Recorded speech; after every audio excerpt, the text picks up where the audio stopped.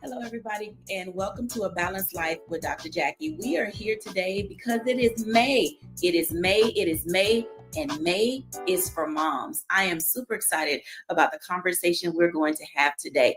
It'll probably get a little spiritual and a whole bunch of biblical, but at the same time, let's talk about what it means to be a mom. Who can be a mom?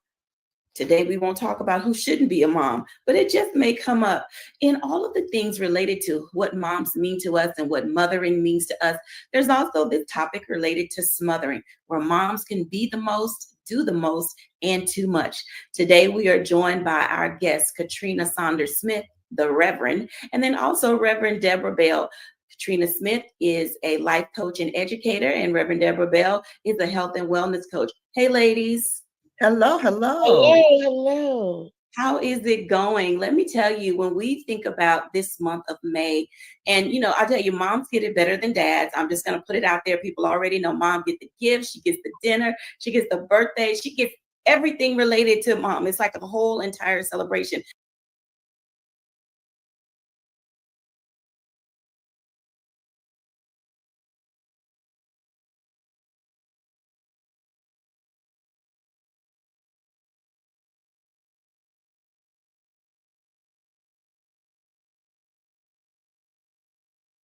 The presence of a woman, the mom figure. Deborah, share with us about that for a little bit, in the sense of, it's a mother, it's an aunt, it's a cousin, it's a mother figure. What is, and you're a mom yourself, so talk to us a little bit about mom. There has always been something very special about mothers. I believe that for me, in my own experience, my mother died when I was 6 years old. And so I was always an advocate for my girlfriends when they had trouble with their mothers, to say, look, you only get one. And I hear ringing in my ear that song, "I Always Love My Mama." She's my favorite girl. And I think the thing is that mothers have such a special place in the life and position of a family, whatever that family structure may be, whether she's a single mom or whether she is a mom of a blended family, whether she is a mom married a second time. I mean, mothers rule the roost. Mm-hmm. If she sets the tone for the family, if things are going to go well for everyone, mom is in place to make sure everyone has what they need. I was reading this quote by Dorothy Canfield Fisher. She's a social activist, author, 20th century social promoter. And so she says that mother, that word mother, is a verb. It is not just who you are, it's what you do. And I think that's the thing that carries so much weight for mothers. It is all about what they do. They make everything better, right? When you're down, you can always, it just feels good to have the voice or the comfort of your mom. When you're going through happy times, the joy seems even better when your mom is there to celebrate, or you think of her at that time of celebration. Mom sets the tone.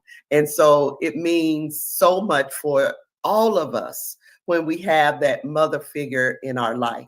because she's the one. She is the one that will bring it all together for us. Whether that's a conversation that we need to have that we haven't had with ourselves, whether that's advice on things we need to do, whatever the case may be.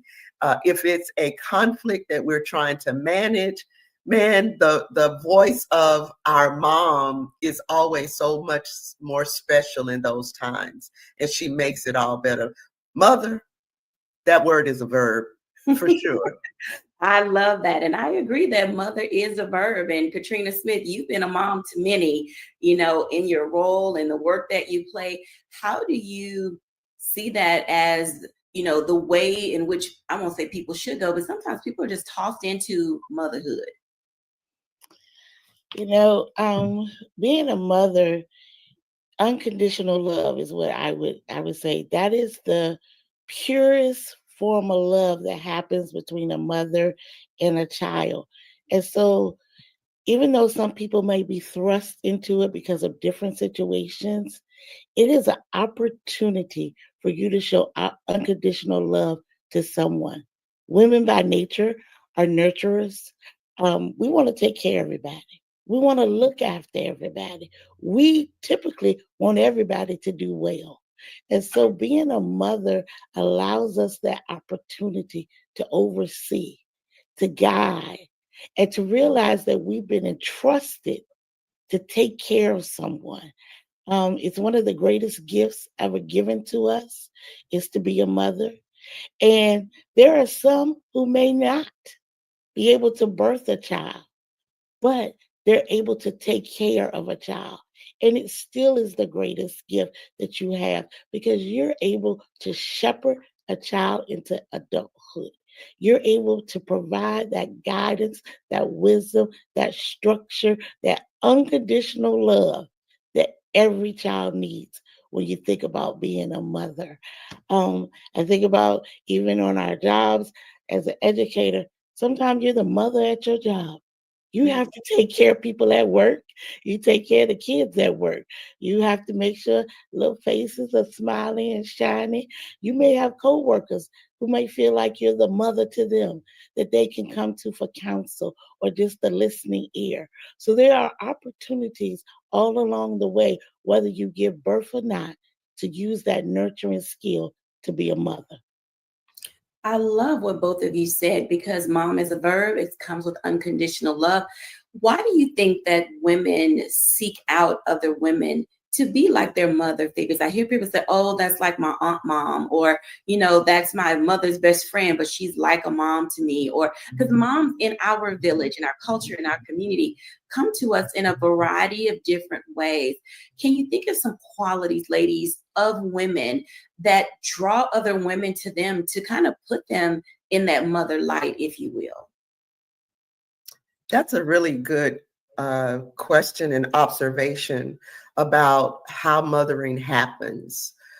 I have a couple of examples. First, I'll start with my own aunt who raised me after my mother passed away. She already had 3 kids who were on their way to college, right?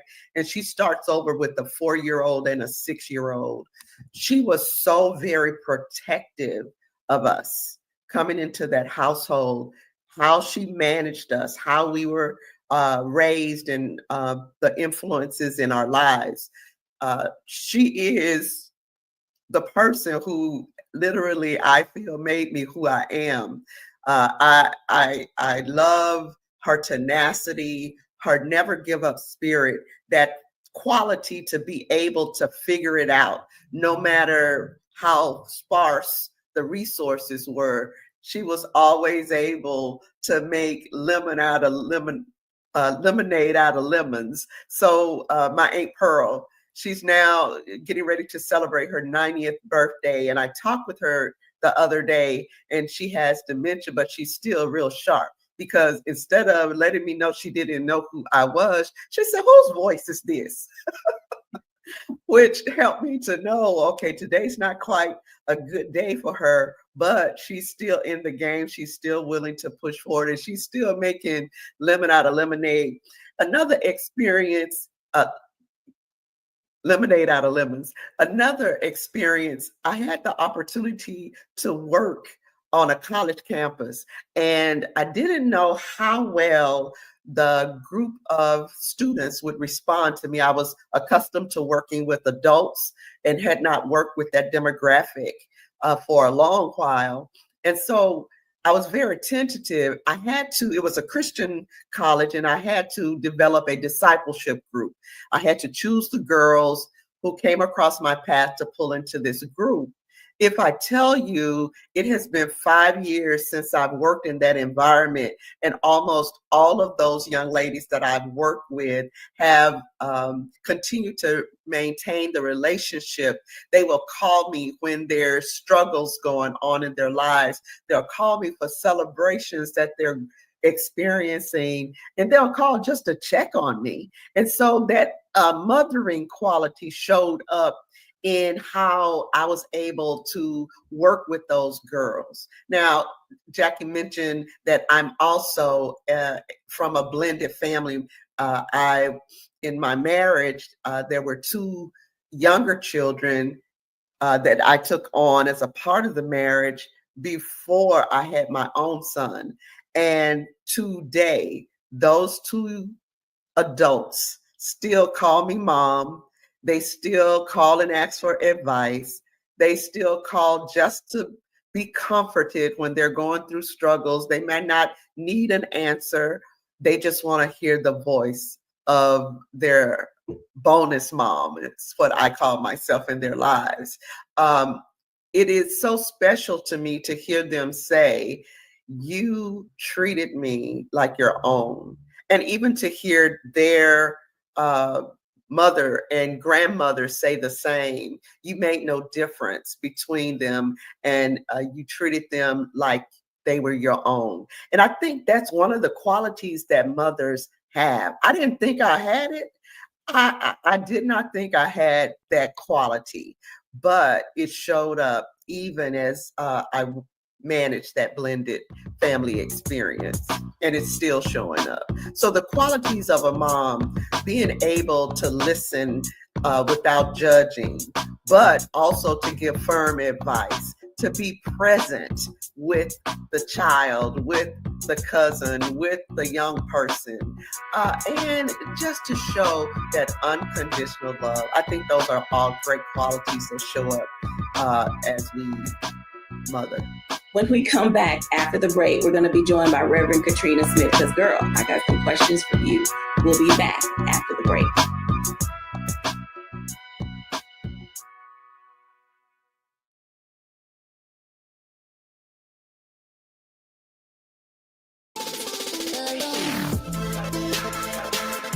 Hey y'all, welcome to The Other Side of Change, only on the Black Star Network and hosted by myself, Bria Baker, and my good sis, Jamira Burley.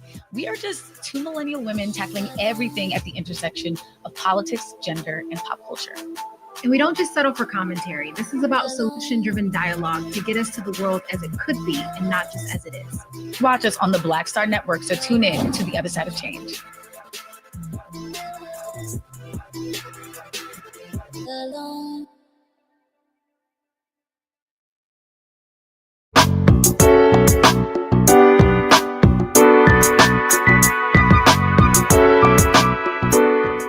Welcome back, everyone, to A Balanced Life. And as you can tell, being a mom, sometimes it just falls right into your lap. People see things in you, a character, a quality, an availability, because some moms are just absent from lives, and children, young adults are looking for someone that they can talk to, because literally by definition, a mom is a female parent.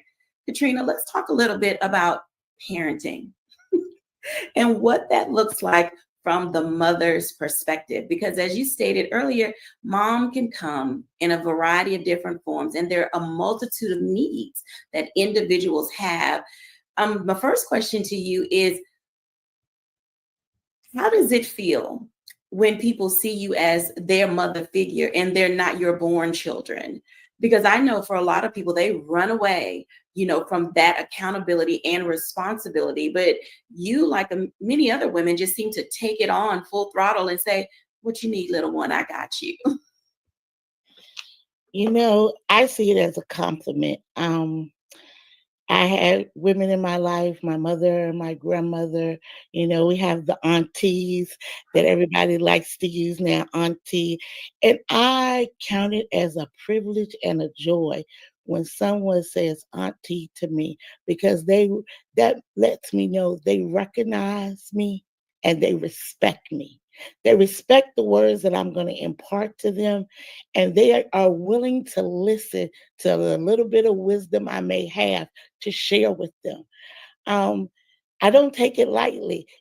I love working with children, and I came up in a different time frame. You know, Children are to be seen and not to be heard. And so mothers really imparted how you do and how you act, right? How you carry yourself. Um, I think about the previous question you asked about what characteristics do we think about? And it brought to my mind the fruits of the spirit. I, w- a mother should have some joy, but also have some peace. They ought to have some patience, right? Because kids can try you. I have a little saying, nothing tries you like your child. Your child will try your inner gangster, but you got to know how to work it out. You have to have kindness. You have to have goodness, gentleness. You have to be, faithful at all times. So when someone says to me, oh, that's my auntie, it's all right. That's all right. I embrace it because I hope that they see all those qualities in me and they're listening and they're watching how I move and what I do so that they can carry themselves in a respectable manner. I have a few children by birth, 3, but have I raised a lot? Many. And I trust that everything I say, that they take it and they reflect on it and then they act on it. I'm there to help and support and to be a guide. So yes, when we think about that mothering and how we're respected, we're gonna shout out the mothers, the aunties, and everyone who has a part. There are a lot of children being raised by grandmothers right now who have a lot of wisdom. And we need to uphold all of these women because these women help shape the course of our future. And so it is a pleasure and an honor for someone to recognize me in that light. Being recognized in that light, and I'm asking, and we bring Deborah in too, because, I hate to say this, but there are times when children see other children referring to you as mom or auntie, and they hugging on you and this, that, and the other.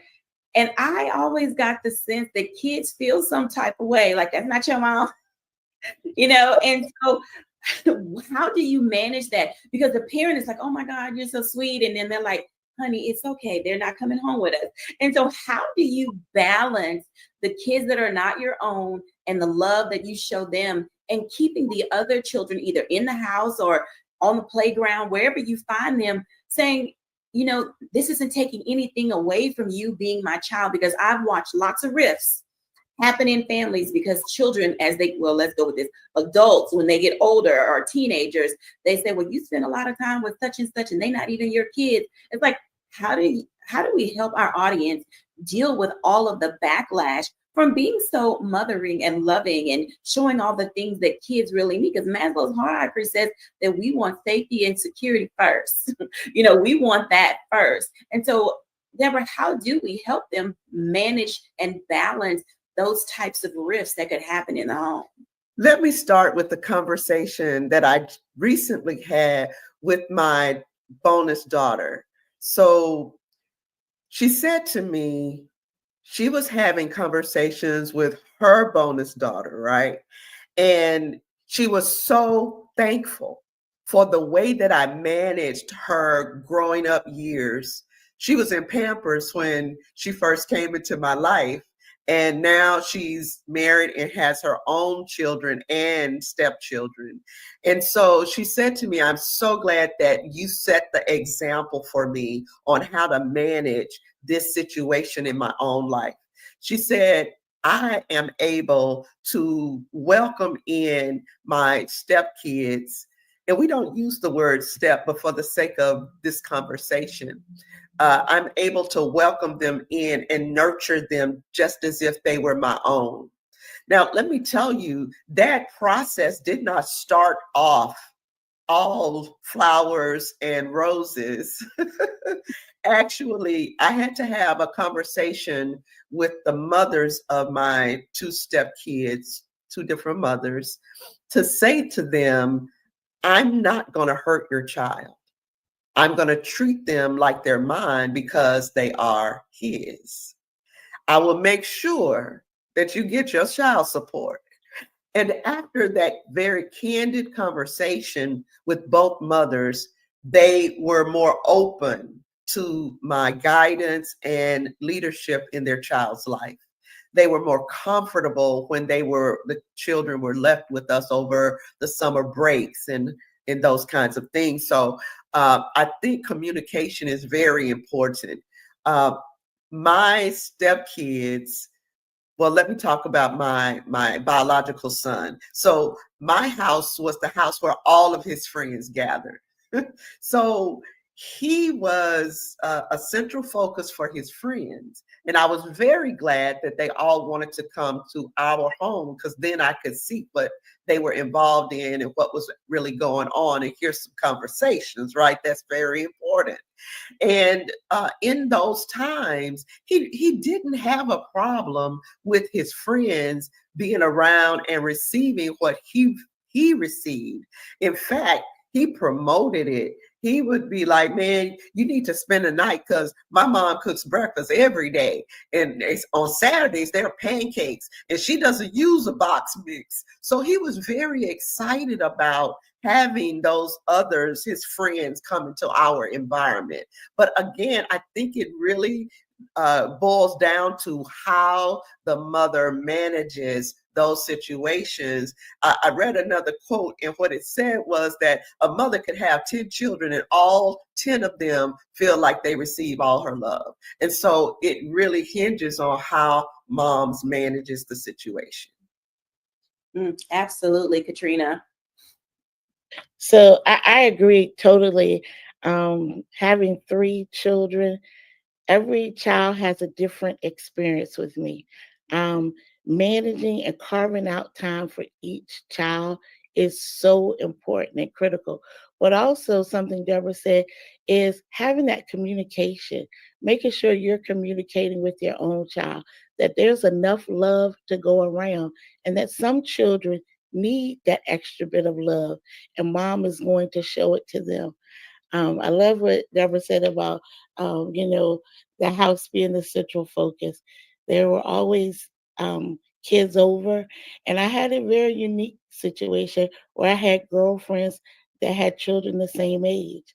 And so we crafted a time that one weekend they all go to Susie, let's say, its house to play. The next weekend they all be at my house. What that did was is it allowed Susie and her husband to have a Saturday where they could go spend time to pour back into their selves.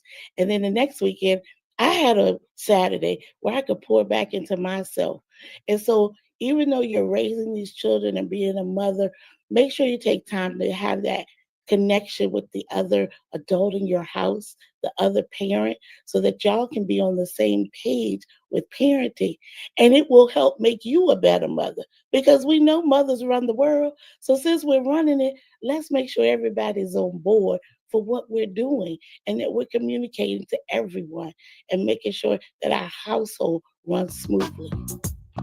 Absolutely. When we come back after the break, I want to talk about a few things biblical, because it says, there are a lot of things in scripture, that really get us going. And a lot of it has to deal with how we were raised, what we know about scripture, how we approach and engage other people, because mothering and parenting is also about stewardship. And so when people do too much, then different things can happen. We're going to unpack that when we're back after the break.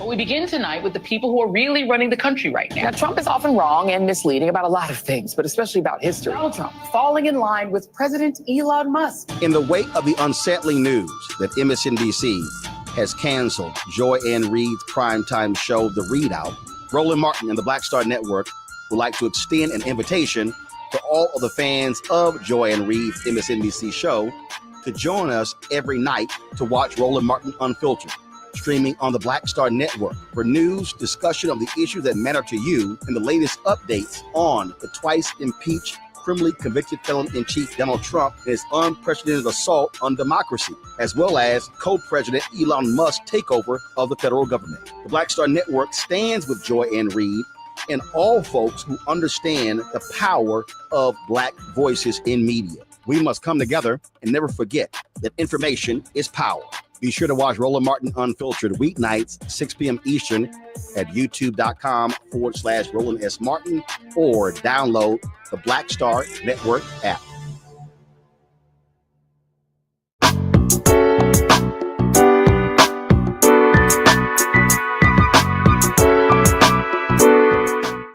Welcome back, everyone, to A Balanced Life. And as we have been talking about this conversation on moms, mothering, and surrogate moms, aunts, aunties, there is this group of us, because I'm in the auntie zone, who literally take liberties. And I love that word. We will spoil a kid that is not our own. And grandmoms do the exact same thing. But there is the point where we can fall into the area of disrespect. Because I'm the auntie, I can do this. Because I'm the Mimi or the grandma or the grandma, I can do that. I want to talk about how we take power away from mom and dad when we overstep our boundary, being allowed to be in a child's space. Ladies, let's talk about that for a moment, because I have to tell you, I am the ultimate spoiler. I have a lot of nieces and nephews, and they will attest to the fact that, well, auntie said and auntie sent, well, I'm just going to call auntie. And that is just how it goes. And I know I probably put a lot of pressure, on family members and other friends, and I do that with their kids as well. But both of you sit in that seat as auntie and Mimi. And from a faith perspective, how does stewardship play a part in not, making that child just terrible for their parents? I think that's the best way to say it. How do we not, spoil the child to the point that they're just disobedient? That's really interesting, because as a grandparent, it is so easy to say, you know what? You can do whatever you want over here, because I'm going to send you right back to your parents. And even with my friends' kids, you have to be conscious and respectful of how the parent is raising that child. It really is imperative, because you don't want to enter into conflict where the child feels that they can play both ends against the other, because that happens even with parents as well as aunties and uncles and grandparents. And children are smart. They know how to work the experience to get what they want out of it. Even with my own son, he knew how to play both ends against the middle. And what I mean by that, he knew how to come to me and ask for something that he knew he couldn't ask for from his dad, or he knew how to ask his aunts for something that he knew we would not agree to. So we all had to get on the same page. Eventually, it worked for him a few times until we all caught on. And you have to do what's best for the child.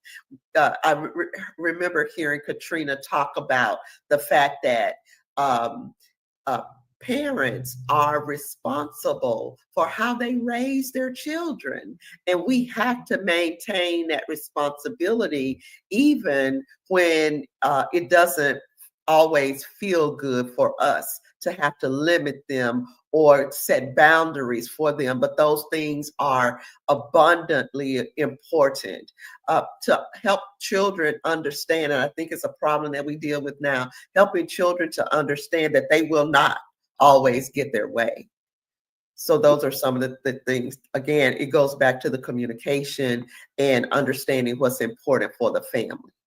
Absolutely. Reverend Katrina Smith, I know she's about to go biblical. When I asked the question, I saw that whole face. No, I'm not gonna go there, because having children is a gift, having grandchildren is a bonus, right? And so we go back to that word communication. Communicating with the parents, right? What are your expectations? What are the rules at your house? And then having that boundary, okay, those are the rules at your house. When they come here, it is about experience. And so I like the boundaries at my house to be different. But my children and I have that conversation ahead of time. Now, of course, Mimi sometimes strays from the boundaries, but I never do it to complicate the situation. I am to reinforce what the parents have established.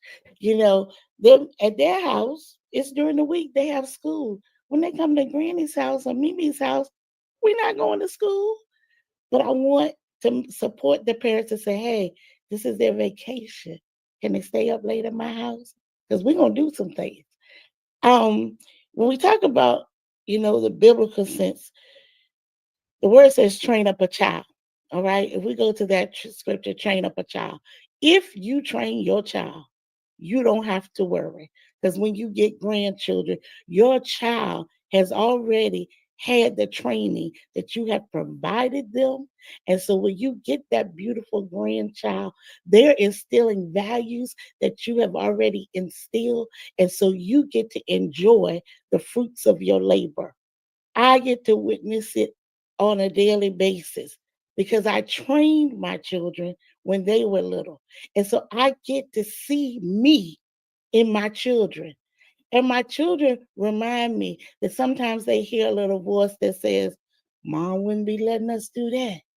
No, we better not. Mom would say. Those are some of the things that you impart to your children. And so then when I get those bonus children, those grandchildren, I don't have to do as much because I've already instilled those values because I trained my children up. So the word is very clear about that. You, as a mother, need to do your part, and you will reap the fruits of your labor, and you will be able to be that fantastic auntie, that Grammy, the grandma, the Mimi, and the grandma. So I have a faith-based question for both of you, in a sense that, children obey your parents in the Lord, for it is right. While at the same time, I watch parents say the craziest things to their children or their grandchildren in the grocery store or in the mall or at the playground, and how they handle physically their kids. This is not really good stewardship. So how do you expect a child, or how should we expect a child, just because the Bible says children obey your parents in the Lord, for it is right, if the parent themselves is mismanaging and inappropriately handling their child? What are some tips or avenues that can be pursued to help parents get their children on the right path? So it's really interesting because growing up, my aunt, again, I was raised in her household. We look back and we joke about her abusive language to us. Like when we were out of line, one of the things she would say when she was really upset was, I'm going to put my foot on your neck. Like, what? You got to do what? And we joke about it now, and we hope that she wouldn't follow through on the threat. But the threat for us at that time was real. And I don't know that not that people would say those kinds of things to their children, but that they would have such a respect and a godly kind of fear of their parents for what they would do wrong, that it would keep them within the boundaries that were set for the family and for each child. But we all know kids are going to be kids. And so we have to manage being angry about that and what they do in the moment against how do I really want to handle this so this is a lesson learned and not just me going off the handle because I'm upset about what my child is doing. And so those are things that parents have to balance for themselves and for their children often. One of the things I remember with my bonus kids is that I thought that by the time they turned 14, 15, they were going to lose their mind because they had been really good kids, very well mannered. I didn't have any problems with them growing up. I mean, you have the basic general discipline. And in doing that, I'm not the person who raises my voice. And so I want to make sure that you understood. And sometimes there's a look that helps you to understand. And there's a tone that helps them to understand. And so those were things that I used, but they understood their boundary and what was right and what was wrong. And I never crossed the line in showing them anything different in my own behavior. And I think that's important as well. They knew that they were loved and even respected in the household. So when they showed out in public, there were times when I would give them that look and say, now, if you show out here, I'm going to show out with you. But I'd take them to the bathroom. I wouldn't, spank them in public. Now, my son knew if it was going to come, he was going to get it. If he saw we saw someone acting up in the store, I would say, what would happen to you if you did that? And he would follow back with, you beat me. That boy ain't never been beat, but he understood. So again, parents have to be the example for their children, even in how you discipline. I love that. We're going to jump on into a break. And when we're back, I want to continue this conversation with Katrina. We'll be back in a moment after the break.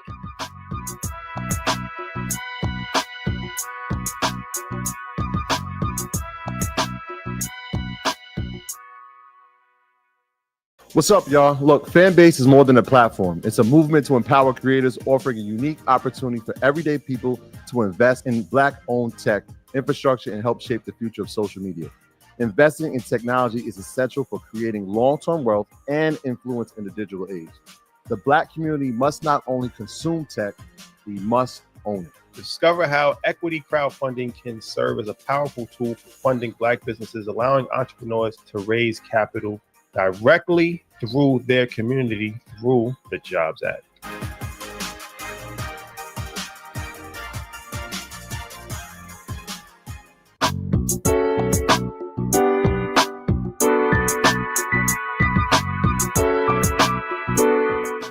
Welcome back, everybody. And as you can tell, we've talked about a few things related to parenting and good stewardship and what it looks like to not only help you as a parent keep your wits about you, but also how to help your children and those you love stay in line.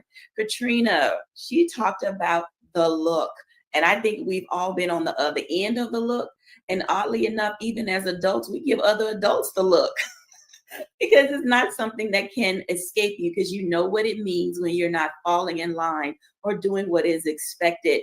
So talk to us, Katrina, a little bit about that and being able to help parents in their stewardship ability as it relates to managing the home and the child. So the look works. It works to this day, and I have adult children. It works on the grandchildren. So if you haven't mastered it, you need to start looking in the mirror and use it effectively. Sometimes words are not necessary. It is enough to just look. When we talk about, Deborah pointed out about tone.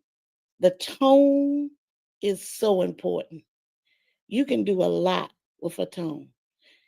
I always tell kids, because kids nowadays, they have a different way of communicating. And I say, I match energy.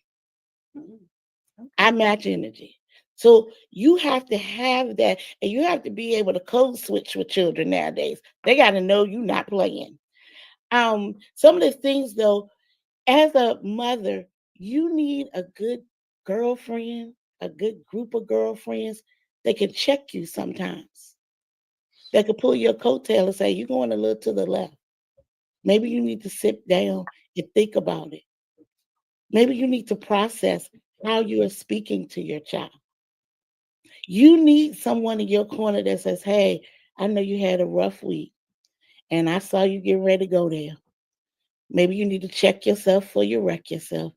Maybe you need to take a breath before you speak to your child.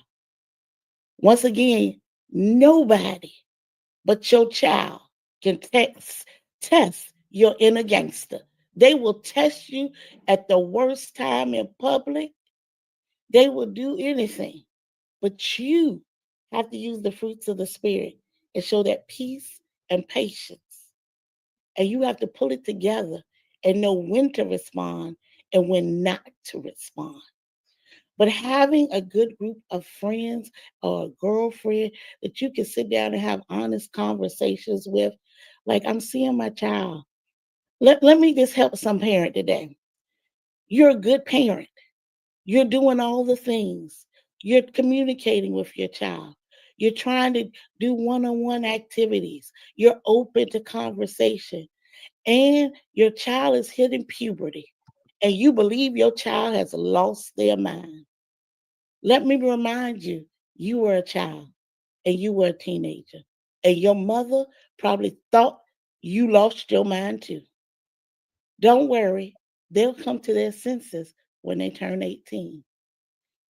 As a parent, as a mother, there is no handbook. There are a lot of books you could buy on the shelf, but children don't come with a manual. Some of this will be trial and error. Some of this is based on you and your faith walk with God and being able to hear from Him and how to handle different situations. Don't ever give up. Don't get downtrodden. It will get better. Lift your head up. Keep praying over your child. Keep speaking positivity over your child. Use daily affirmations. My child will be great. My child will walk upright and speak with power. My child will have a relationship with God. My child will be profitable. My child will go and be blessed. He will or she will be a blessing to someone else. Speak the positivity over your child every day and see what God will do. Amen to that. You know, I want, for those of you who are watching, those exact same, press rewind, those exact same words that Katrina just spoke, I want you to say those things over your mother or your mother figure as well, because we recognize that not all children are being raised in homes where godliness exists. And so if you're praying for your mom, you want God to do something in her life, you need her to straighten up her act and get it together. She needs a job, whatever the case may be. It works. That's why it's called family, a sense of community, and all of those things that go on in each of our lives. Ladies, when we think about everything that is happening and going on, if you had to take a page from your mama's book, your grandmother's book, your auntie mom's book, your cousin mama book, your church mama book, what would you select if you had to take a page from and share with our audience that page that you're taking and that wisdom that comes along with it? I know you're going to think about it for a second. So I'm going to take a page from a lady who I loved as a kid. And literally when I was in the 7th grade, you can read about her on my Facebook page, but Miss Alice Kinney in my 7th grade year grabbed me out the hall one day and she's like, "You not running around with them girls?" And I was like, "Ma'am?" I went and started working in the office, and that lady taught me everything I know today about peopling, how to read people, how to talk to people, how to handle people, how to manage people, how to walk away from people, how to talk to parents and adults. And I say that to say that if I'm taking a page, that is the page that I took when I left 9th grade middle school with me the rest of my life, was be available, but also be a little unavailable, because you can't overextend yourself in things, but also be open to listen and be open to instruction. So Miss Alice Kinney, who this weekend just turned 100 years old, I salute you, ma'am, for me being able to take a page from your playbook on how to balance life and living as a mom, as a mother figure, and all of those things. I appreciate you. Katrina or Deborah, who wants to go next? Okay, I'll go next. So I remember two things my aunt used to always say. Well, there were three. One was Rome was not built in a day. And that statement always brings me back to balance, that I don't have to do. I'm an A-type personality. I go. I want to get it done. I want to check it off the list. But to hear that voice in my ear, Rome was not built in a day. That was one of the things he said. The other thing was allow people to be who they are. You cannot change anybody. And that has been the best advice for me, to sit back and allow people to be who they are, because when you do, then you can easily find how you fit into their life or not. And so those two things, those two pieces of advice. The third was, girl, pick your feet up. Walk like you're going somewhere. Stop dragging your feet. And so those three things have been with me and reminded me to be that woman that she had invested so much in, even today. Absolutely. Katrina. So I guess I take it out my mother and grandmother's playbook. You can't expect yourself in others. I was raised by a single parent, and I learned early on that how people perceive people. My mother was a hard worker. She would give her last dime to anybody. And I kept thinking, but it's just us. You ain't got that much money. Hold up now. And it didn't matter. She gave and she gave. And so I learned about servant leadership, watching my mother and my grandmother serve and give. And so that is what I take with me as I go daily. It's about being service oriented. I also learned every day you get up and you check your pocketbook, and your pocketbook must match your clothes. That's one thing they did not play with. Your pocketbook must match your clothes. You don't go anywhere. You don't go to the mailbox. It's going to bless somebody. You don't go anywhere looking any kind of way. You get up and you dress for yourself, not for anybody else. So I take that daily with me. I love these sentiments that we are sharing today as we jump into May and celebrate all things related to moms and mother figures. When we come back after the break, I'll give my reflection.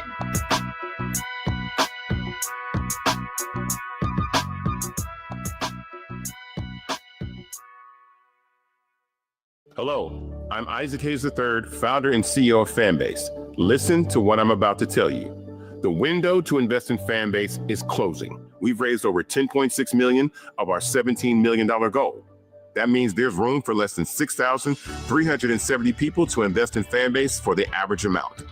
The minimum to invest in Fanbase right now is $399. That makes you an owner in Fanbase today. Go to startengine.com/fanbase to invest. Why? Because current social apps have taken advantage of users for far too long, with content suppression, shadow banning, harmful racist content, and no real tools for monetization and equity. Fanbase has over 1.4 million users and counting, allowing anyone to reach all their following and monetize their content from day one. Social media is the new TV, and whoever owns the apps that distribute that content have the opportunity to own potential billion-dollar companies. While big platforms with uncertain futures are failing to serve their users, Fanbase is stepping up to fill the gap. Don't wait until it's too late. Invest now, invest for yourself and your future. Go to startengine.com/fanbase and own the next generation of social media.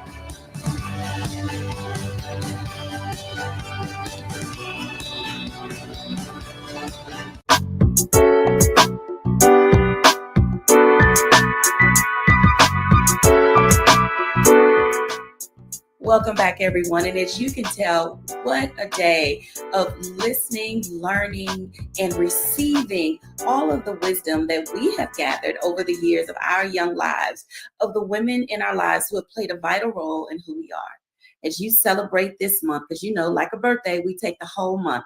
So we do that with our moms, our mother figures. So whether you're a mom, a mother, an auntie, a grandma, a mimi, a grandma, a granny, we are here to celebrate you and thank you for the wisdom that you share.